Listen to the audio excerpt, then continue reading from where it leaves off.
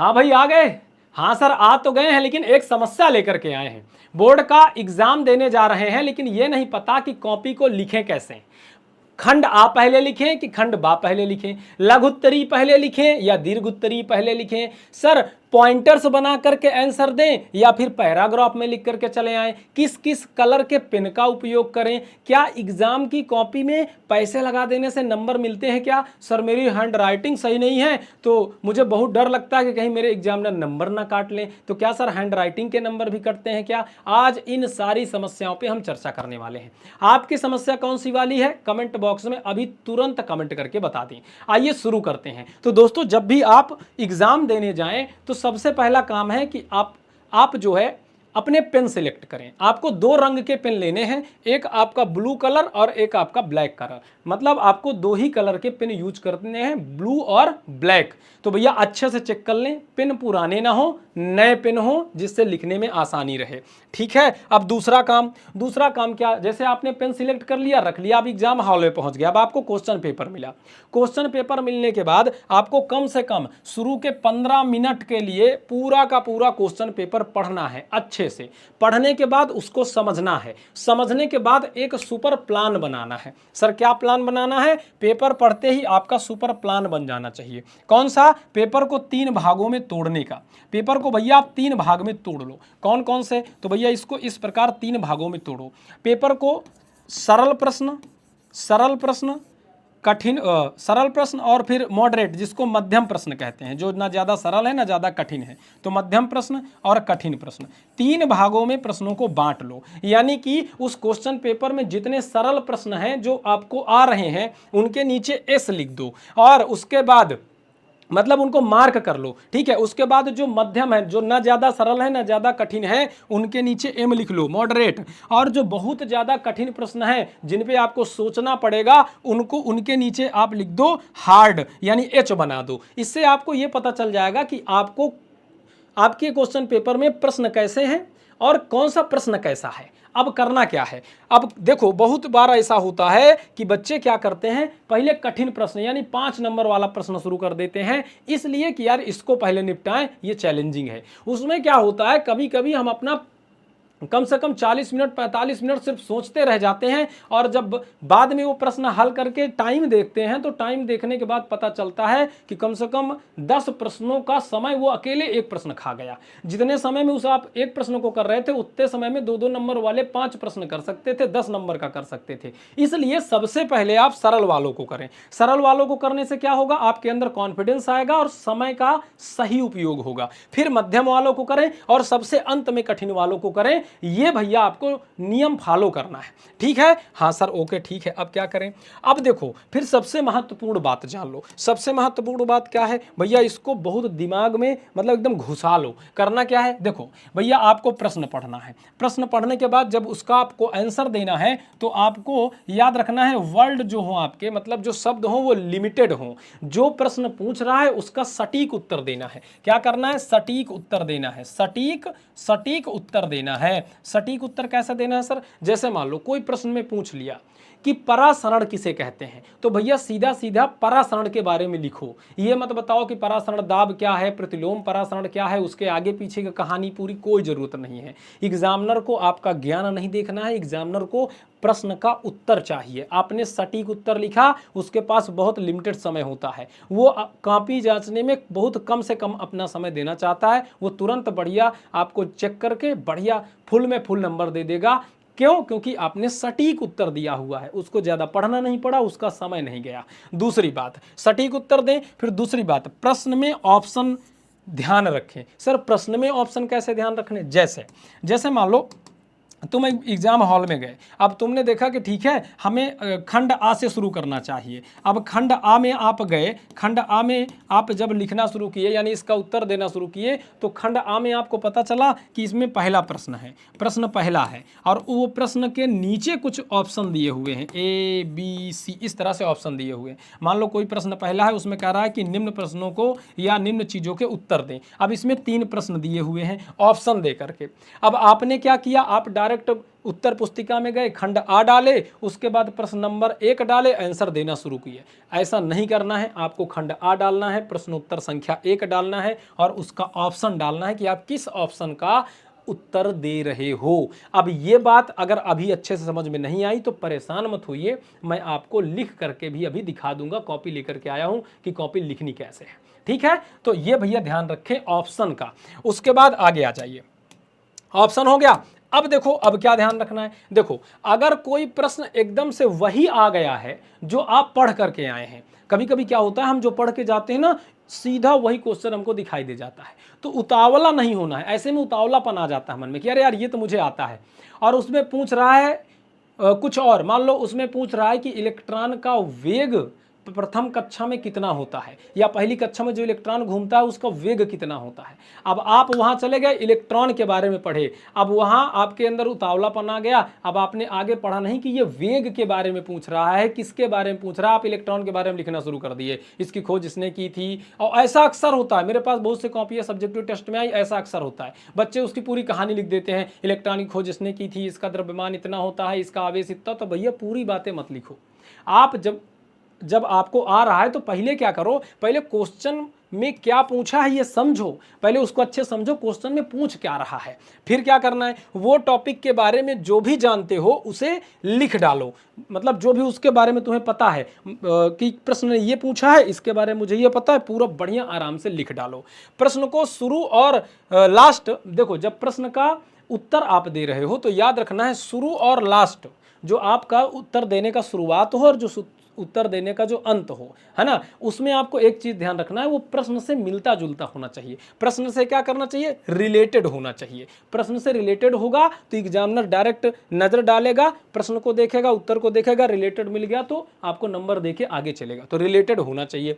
जो प्रश्न बनाकर लिख रहे हो उसको पैराग्राफ में लिखना है। कैसा लिखना है, जो भी प्रश्न अपने दिमाग से बना के लिख रहे हो तो उसको पैराग्राफ में लिखो, ठीक है, और पॉइंट वाइज नहीं लिखना। अगर आपको बना के लिखना है तो याद रखना पैराग्राफ लिखोगे तो ज्यादा अच्छा सेंटेंस बना पाओगे, ठीक है। ऐसा क्यों सर, ऐसा इसलिए कि भैया देखो एग्जामिनर के पास लाखों कापियाँ होती हैं, उसके पास टाइम नहीं होता, वो चाहता है कि कॉपी में सटीक उत्तर लिखा हो, जो पूछा है वही लिखा हो, और जब लिख रहा है तो उसका आंसर मैच कर रहा हो क्वेश्चन से, बस, और वो तुरंत आंसर देके मतलब कॉपी चेक करके आगे चला जाता है, ठीक है सर। अब आगे आ जाइए, कुछ और महत्वपूर्ण बातें, जैसे पहला मैंने बताया कि 2 विभिन्न रंग की कलम यूज करें, उसके बाद 2 उत्तरों के बीच में खाली स्थान जरूर छोड़ दें। जब आप 2 उत्तर लिख रहे हो तो उनके बीच में थोड़ा सा गैप कर दें, खाली स्थान छोड़ दें। प्रश्नों का उत्तर क्रमानुसार ही दें। कभी कभी क्या होता है कि हम खंड आ का लिखे प्रश्न और उसके बाद खंड गा में पहुंच गए, ऐसा ना करें। पहले खंड आ के लिख रहे हैं तो जितने आपको आ रहे हैं सारे खंड आ के प्रश्न कर लें, फिर खंड बा में प्रवेश करें, ठीक है। तो भैया क्या करना है आपको, उत्तर क्रमानुसार दें, पहला, दूसरा, तीसरा, जितना क्रमानुसार रहेगा एग्जामिनर को उतना आसानी रहेगी कॉपी चेक करने में। फिर मैं क्या कर रहा हूं, मेन पॉइंट्स जो हो उनको अंडरलाइन जरूर कर दें। जो प्रश्नों के मेन पॉइंट हैं जिनसे पूरा उत्तर बन रहा है उनको अंडरलाइन कर दें, ताकि एग्जामिनर की सीधा दृष्टि उन अंडरलाइन किए हुए शब्दों पर जाए और उसको ज़्यादा दिमाग ना लगाना पड़े, ज़्यादा देखना ना पड़े और तुरंत फटाक से आंसर देंगे, क्योंकि उसके पास मैंने बताया ना समय लिमिटेड होता है, कॉपियाँ लाखों होती हैं। खंड लिखना ना भूलें, अपनी हैंड राइटिंग को कोसें ना। कभी कभी क्या होता है हम कॉपी लिखते हैं और हमारी हैंड राइटिंग अच्छी नहीं बनती, तो जब अच्छी नहीं बनती तो वहीं से हमारे अंदर डर आ जाता है कि यार अब कैसे होगा, और टेंशन ले लेते हैं, माइंड में एक लोड हो जाता है, फिर हम आगे के प्रश्न भी नहीं हल कर पाते अच्छे से, और जहाँ पे हमारी ऊर्जा जानी चाहिए वहाँ नहीं जाती बल्कि कहीं और चली जाती है। ये मत भूलो कि आपके पूरे साल की जो मेहनत है उसके लिए सिर्फ आपको 3 घंटे मिले हैं। इन 3 घंटों में एकदम माइंड को फ्रेश रखना है और आपका एक ही गोल होना चाहिए, सारे प्रश्नों के सटीक उत्तर देना, ठीक है। तो ये चीज़ ध्यान रखें। राइटिंग अगर मान लो आपकी थोड़ी सी अच्छी भी नहीं है तो भी साफ सुथरा लिखें कि पढ़ने में आ जाए, बस हो गया। आगे आ जाओ, जैसे मान लो एग्जाम में अगर आपको कुछ नहीं आता तो क्या करें। बहुत से बच्चे होते हैं कि सर हम पेपर देखे हमें तो कुछ आ ही नहीं रहा, समझ में नहीं आ रहा है। तो भैया सबसे पहले आप घबराएं नहीं, जो भी आपके आसान प्रश्न है, कुछ तो आ ही रहा होगा, आसान प्रश्नों को करें, इससे आपका कॉन्फिडेंस बिल्ड होगा। क्या होगा, कॉन्फिडेंस बिल्ड होगा। सबसे पहले ऐसे प्रश्नों को करना है जो बेहद इजी हो, और उनको जैसे आप करना शुरू करेंगे, जैसे इंग्लिश के पेपर में अनसीन पैसेज वगैरह आ जाता है, तो इनको करना शुरू कर दें। इनको करने से क्या होता है, थोड़ा अपने अंदर ऊर्जा भी आती है कि चलो यार कुछ तो हुआ, चलो कुछ तो पेपर क्वेश्चन सॉल्व हुए। इसलिए कुछ ऐसे भी प्रश्न होते हैं जिनका आंसर बेहद सरल होता है, कुछ ऐसे होते हैं जो दो लाइन में ही आप जिनका आंसर दे सकते हो, उन प्रश्नों को करें। परेशान बिल्कुल भी ना हो, हर तरह के बच्चों के लिए सेशन है, इसीलिए मैं लेकर के आया हूँ। अगली बात क्या है, याद रहे कॉपी चेक करने वाला जितना कम समय आपकी कॉपी में देगा, जितना कम समय बिताएगा, उतना आपको अधिक नंबर देके जाएगा। कॉपी चेक करने वाले को अगर बहुत ज़्यादा समय लग गया आपकी कॉपी चेक करने में, तो वो इरिटेट हो जाएगा, फिर वो नंबर काटना शुरू कर देगा। तो भैया उसको कम समय लगना चाहिए। कॉपी को सजा हुआ होना जरूरी नहीं है। भाई कॉपी में क्या होता है, कभी कभी कोई कलसा बना देता है, कोई जो है नारियल और पत्तियां रख देता है, फूल पत्तियां बना देता है। भैया वो कॉपी है, वो रंगोली नहीं है, उसको सजाने की कोई ज़रूरत नहीं है। ठीक है, लघु उत्तरी और दीर्घ उत्तरी को अलग अलग ही बनाएं। ऐसा नहीं कि एक लघु उत्तरी फिर एक दीर्घ उत्तरी, ऐसा ना करें, अलग अलग बनाएं। और फिर क्या करा, फिगर पेंसिल से बनाएं। जो भी आपको फिगर बनाने हैं उनको पेंसिल से बनाएं, ताकि एक बार अगर गलत भी हो जाए तो उसको मिटा के सही कर सकें। गलती ज़्यादा ना करें, ये खासकर ध्यान रखें।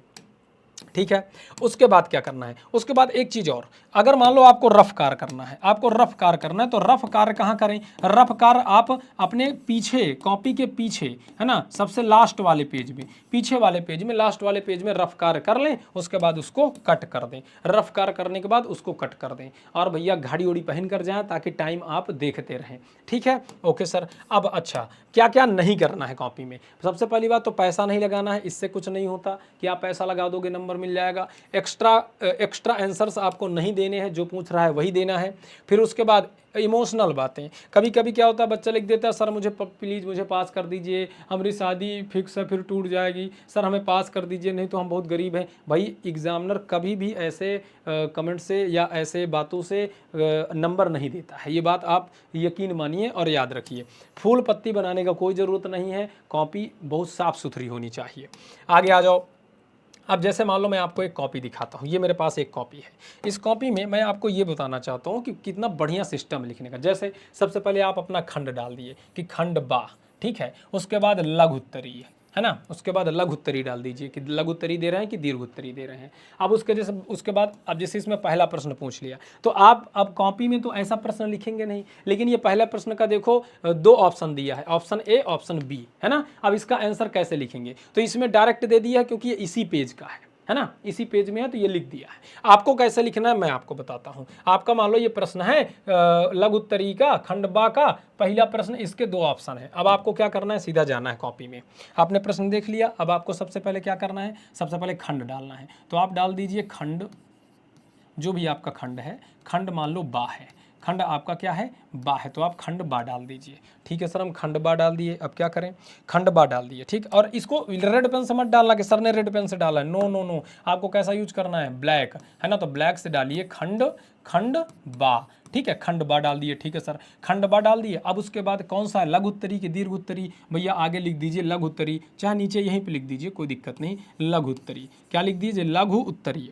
आप इसको आगे भी लिख सकते हैं, खंड बा, उसके बाद लघु उत्तरीय, लघु उत्तरीय, कैसा है, लघु उत्तरीय। ठीक है, तो ये भी आप आसानी से मेंशन कर दीजिए कि खंड बा का आप लघु उत्तरीय करने जा रहे हैं। अब जो भी प्रश्न है, मान लो प्रश्नोत्तर संख्या, अब ये कौन सा प्रश्न है, जैसे आपने देखा कि पहला प्रश्न है, तो आप यहाँ पे डालिए प्रश्नोत्तर, प्रश्नोत्तर संख्या फर्स्ट, प्रश्नोत्तर संख्या फर्स्ट। ठीक है, अब इस फर्स्ट का कौन सा करने जा रहे हैं, ये फर्स्ट नंबर, इस फर्स्ट में भी रोमन अंक में फर्स्ट दिया है ना। हाँ, तो उसके आगे लिख दें इसका पहला वाला, है ना।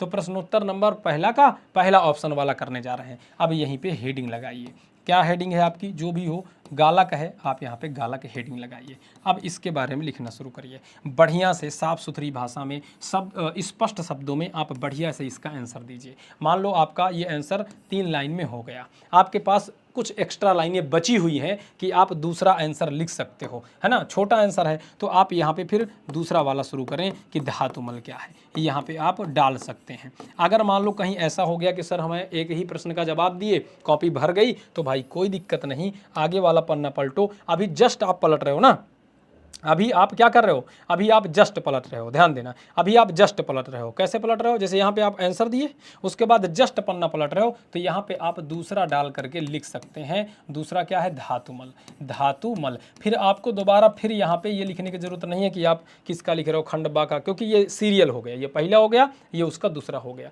तो एग्जामिनर को लगेगा हाँ एकदम ये सही लिखा हुआ है। फिर इसका भी आसान शब्दों में एकदम सटीक उत्तर जितना बढ़िया हो सके साफ सुथरी भाषा में लिख दीजिए। इस प्रकार से आपको कॉपी को लिखना है, बिना कोई परेशानी के, बिना कोई ज़्यादा दिमाग में लोड लिए। ठीक है, अच्छा इतना हो गया। अब क्या करें सर, अब भैया एक बात और, जो बच्चे एग्जाम देने जा रहे हैं उनके लिए एक छोटा सा सजेशन है कि भैया एक काम करिए, फार्मूला आपको सारे आने चाहिए जिनसे फिजिक्स, केमिस्ट्री और मैथ के क्वेश्चंस बनते हैं। फिर अगला क्या है, क्विक रिवीजन ऑल लेसन। अगर आप सभी लेसन का, सभी चैप्टर्स का रिवीजन करना चाहते हो तो आपको इसी चैनल में तैयारी हो जाएगी, या फिर आप अपने से बैठ करके रिवीजन बुक खरीद लीजिए, अपना रिवीजन कर लीजिए।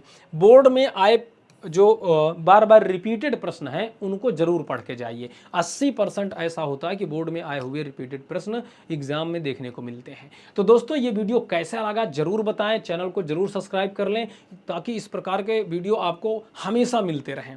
और कमेंट में ये बता दें कि आपका लक्ष्य क्या है, आप बोर्ड के एग्जाम में कितना % लाना चाहते हो, और क्या आपको कॉपी लिखने का तरीका समझ में आ गया है, क्या आप गलती तो नहीं करके आओगे। मिलते हैं अगले वीडियो में, तब तक के लिए लाइक करें, सब्सक्राइब करें। जय हिंद, जय भारत।